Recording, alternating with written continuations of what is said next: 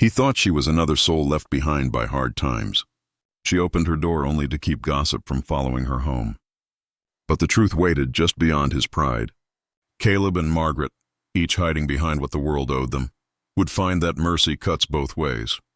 By the time the dust settled, neither would walk alone again. The desert road had a way of testing a man's silence. Caleb Rowe rode through it with dust in his teeth, sun in his eyes, and the kind of tired that lived in the bones. Silver Trail lay somewhere ahead, a shimmer of roofs and smoke rising out of the heat, but his horse was dragging, and so was his will. Then he saw her. A wagon sat half-crooked in the rutted trail, one wheel sunk deep into the soft earth. The woman beside it braced her shoulder against the spoke, grunting as she tried to lift it clear. No bonnet, no frills, just rolled sleeves, wind-tangled hair the color of chestnut bark, and a stare that refused help before he even offered. "Need a hand, ma'am?" Caleb asked, swinging off his horse. "I've got it," she said, voice flat as a closing door. "Maybe," he replied, stepping closer. But the road's got other ideas. He crouched, pressed his shoulder beneath the wheel, and lifted with a grunt. The wagon rocked once, twice, then broke free with a sharp crack of suction. Dust scattered and she stumbled back, breathing hard. "Thank you," she said finally, brushing her palms on her skirt. "Didn't expect anyone on this road." "Neither did I." Caleb adjusted his hat, studying her face. Not a trace of weakness there, only a careful sort of strength, like a blade wrapped in cloth. He noticed the faded letters on the wagon's sideboard just as she climbed back up. Hale Mercantile and Grain. The name meant something, though he couldn't recall what. "Town's another 3 miles, he said. "You'll want to watch that left wheel." Splintered spoke. "I'll manage." She gathered the reins, offered a small nod. "Safe travels, mister," and just like that she was gone, swallowed by her own dust. By the time Caleb reached Silver Trail, the sun had burned low, and the town stretched out before him like a half-finished promise. One main street, 24 buildings, a single clock tower leaning against the sky. He led his horse through the noise and smell of life returning. Piano chords leaking from the saloon, hammer strikes from the blacksmith, coffee and sweat and talk. He wasn't looking for trouble, only a meal and a bed. But the first sign he saw stopped him cold. Hale and Sons Trading Co. across the street, Hale Bank and Office. Farther down, Hale Freight and Supply, same name. Same paint, same careful lettering. A man at the hitch rail caught Caleb staring. "You new in town, cowboy?" the man asked, half smiling, passing through. "Then mind whose ground you're walking. Mrs. Hale owns more of this dirt than the county itself." He spat, nodding toward the big white house at the end of the street. "Widow's sharp as a whip. Built all this after her husband died. Folks don't cross her, at least not twice." Caleb said nothing. But inside, something clicked. The wagon, the name, the eyes that didn't need help. At the saloon he found a dark corner and ordered coffee that tasted like mud. Around him, talk swirled. Miners complaining about debts. Ranchers whispering about contracts. Everyone measuring their luck against one woman's shadow. Then the door opened. Conversation slowed. Boots shuffled. She stepped in, hair clean now, pinned tight beneath a pale hat. Dust gone from her skin, but not from her eyes. Margaret Hale, the same woman from the road. She spoke briefly to the barkeep, her voice quiet but commanding, before turning toward the crowd, for a single heartbeat. Her gaze met Caleb's. He felt it like heat, sharp, knowing, and utterly calm. He'd thought he was helping a stranger. Now he wasn't sure who had really pulled who out of the dirt. Caleb spent the night in a room above the saloon, though sleep never came easy. Silver Trail hummed below him. The piano's thin notes, the laughter of men too tired to be sober, the restless cry of horses in the yard. Yet through it all, he kept seeing her face. The woman who didn't need saving. The woman whose name hung over every door in town. By morning, he'd convinced himself it didn't matter. He'd settle his horse's leg, sell the few tools he carried, and move on before his pride took root. But Silver Trail had a way of keeping what it caught. At sunrise, the streets were already stirring. Dust swirled in orange light as wagons rolled out toward the ridge. Caleb crossed to the blacksmith's, trading for a new horseshoe, when a young clerk ran past with a stack of ledgers so tall he could barely see over them. The top book slipped, scattering papers across the dirt. Caleb stooped to help, handing them back. "Thank you, sir," the boy puffed. "Mrs. Hale needs these by 8 sharp.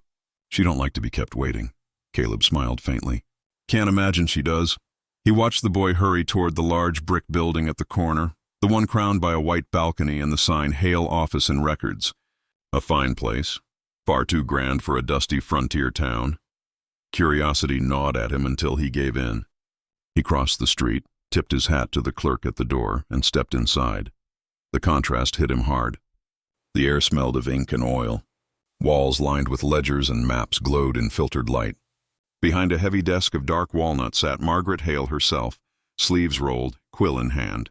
No bonnet now, no disguise. She looked up without surprise. "Mr. Rowe," she said evenly. He froze. "You remember me." "I make it my business to remember those who stop in the middle of nowhere." Her eyes flicked to the dust on his coat, then to the worn leather satchel in his hand. "What brings you to my door?" He hesitated. "Wasn't planning to.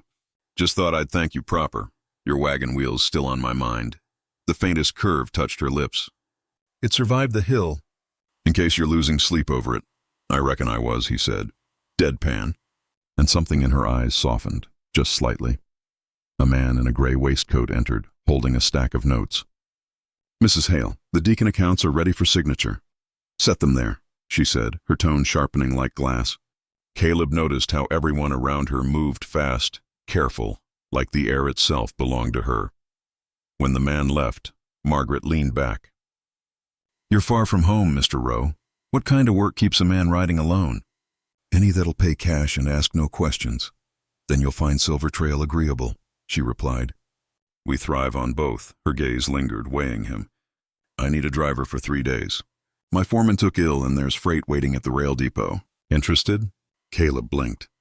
"You're offering me work." "I'm offering reliability," she corrected. "The kind that shows up when a wheel's stuck and doesn't ask for credit after." He almost smiled. "Guess I can manage that." "Good," she said. "Be here at dawn. You'll have pay and a meal." Nothing more. Her tone left no room for misreading. Still, as Caleb turned to leave, she added, almost as an afterthought, "And, Mr. Rowe, Silver Trail is a small town. Don't believe everything you hear." He met her eyes. "I don't. I like seeing for myself." Outside, the morning had grown brighter. The sound of hammers and wagons filled the air again, but Caleb barely noticed. For a man who meant to stay one night, he found himself walking slower, wondering just how long Silver Trail planned to keep him. Dawn in Silver Trail came gold and brittle, the kind that burned off chill but not caution. Caleb Rowe was already at the depot, sleeves rolled, coffee cooling in a tin cup as the sky turned from gray to copper. He'd slept little again, too many thoughts circling the woman who'd hired him without blinking. The freight wagon stood loaded, crates marked Hale Mercantile, a few barrels of kerosene, and a chest sealed with wax. He checked each wheel and the harness twice. Old habits. Work was safer than wondering. Margaret Hale arrived a few minutes before sunup, on foot, a notebook tucked under her arm. The morning light caught in her hair, turning its chestnut edges almost bronze. She wasn't dressed for society now, plain coat, leather gloves, no hat. Just the look of someone who'd built more than she'd inherited. "You're early," she said. "Old habit," Caleb replied. "Work's easier before the town wakes to watch." She gave a quiet nod, stepping up beside him.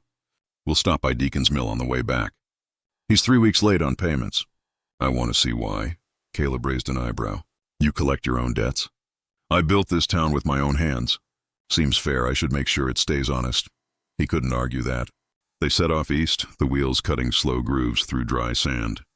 The air smelled of sage and sun-warmed iron. For the first mile, they rode in silence. Then Margaret spoke, softly, almost to herself. "Men in this town mistake silence for weakness." Caleb glanced over. "And you let 'em." "Of course," she smiled faintly. "It's the quickest way to learn what they're afraid of." He chuckled low. "Can't say I'd win a hand against you in any game." "You wouldn't," she said, still watching the road. By noon, they reached the rail yard, a stretch of track baked into the desert edge. The freight master, a thin man with ink-stained cuffs, bowed too deep when he saw her. "Mrs. Hale." "A pleasure, as always," she nodded curtly. "Show me the manifests." Caleb unloaded the crates while she inspected papers. every word measured, every figure memorized. She moved with quiet authority, never wasting breath. And yet, behind that control, he sensed a tension coiled tight as wire. When they finally rolled away again, she was quieter. The wind picked up, carrying dust across the flats, and her voice came rough against it. "Deacon's trying to buy the freight routes out from under me," she said. "He's been bribing the depot clerks." "If he owns the wagons, he owns the town. Why tell me?" Caleb asked. "Because I need someone who doesn't owe him favors." "And you look like a man who doesn't owe anyone anything." He studied her. "Not lately." "Good," she said, almost smiling. "Let's keep it that way." When they reached the mill, the air thickened with sawdust and tension. Workers froze at the sight of her. A foreman stepped forward, cap in hand, eyes wary. "Mrs. Hale didn't expect payments late," she cut in. "3 weeks," the man stammered. "Deacon said you'd extended." "I didn't." Her gaze sharpened like a blade. "Tell him his word doesn't carry mine." Caleb stood beside her, silent but solid. The foreman's eyes flicked between them, then he nodded quickly. "Yes, ma'am." When they left, the sun had dipped low, staining the mill yard blood red. Margaret didn't speak until they were halfway home.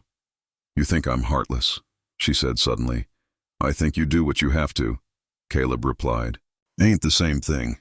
She looked at him, really looked, for the first time that day. "You talk like a man who's lost something." "Maybe," he said quietly. "Or just someone who stopped expecting to keep what he finds." The road curved toward the town lights, their flicker faint against the dusk. She didn't answer. Instead, she reached out, steadying the lantern as the wagon hit a rut, her hand brushing his. Just for a second. Just enough. Neither of them spoke the rest of the way. They didn't need to. The silence between them had changed. It no longer felt empty. It felt like a beginning, waiting for its reason. The next day brought thunder without rain, low, steady tremors rolling across the horizon like a warning no one could see. Caleb Rowe woke to the smell of wet dust and the uneasy quiet that follows long days of pretending things are fine. He didn't have to look far to know something had shifted. The moment he stepped onto the street, he saw them, 2 riders in black coats outside Hale Bank, their horses still slick with travel. Strangers, the kind that stayed too still. Inside, murmurs swelled. Margaret Hale stood behind the counter, face composed but eyes sharp as flint. Charles Deacon was there too. The mill owner, slick hair and gold-tipped cane, the kind of man who smiled like a knife. "Mrs. Hale," he drawled.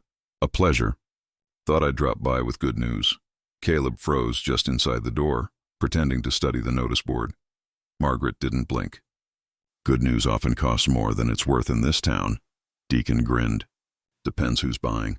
I've secured a new contract with the railway. Means all freight east of Silver Trail passes through me now." Her pen paused mid-stroke. "That line was under my lease?" "Was," he corrected smoothly. "Until last night." "Paperwork's done." Caleb saw her jaw tighten. "Just slightly." "You forged my release," she said evenly. Deacon chuckled, tapping his cane. "Call it persuasion. The depot clerk's loyalty came cheap. You should have paid him better." The silence that followed was knife-edge sharp. Then Margaret looked up, gaze steady as gunmetal. "You've overplayed your hand, Mr. Deacon." "Have I?" He turned, spotting Caleb. "And who's this?" "Your new errand boy?" Caleb's shoulders stiffened. "Freight hand." "Ah, another drifter earning his supper on a lady's name. Tell me, Roe, how long before she owns you too?" Caleb's hand twitched toward the counter, but Margaret's voice cut through first. "Calm, precise. That'll be enough," Deacon smirked. "For now, enjoy your little empire, Margaret. Paper burns easy." He tipped his hat and strode out, boots echoing. The riders followed, leaving the door swinging wide to the dusty air. Margaret stayed still, then exhaled slow. "He's trying to start a panic. If people believe he owns the freight line, I lose the trust that keeps this town standing." Caleb crossed his arms. "Then we prove him wrong." Her gaze flicked up. "How?"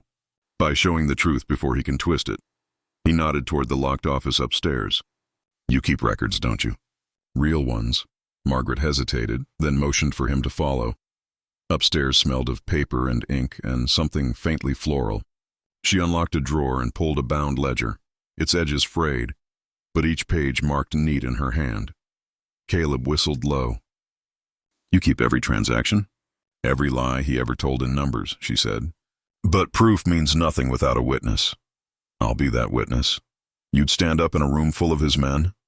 He met her eyes. I've faced worse for less reason. For the first time, she didn't hide the small smile tugging at her lips. Then we'll need to prepare. The town council meets tomorrow night. As thunder cracked outside, they worked. Margaret reading figures aloud, Caleb copying names and dates, his rough handwriting beside her elegant script.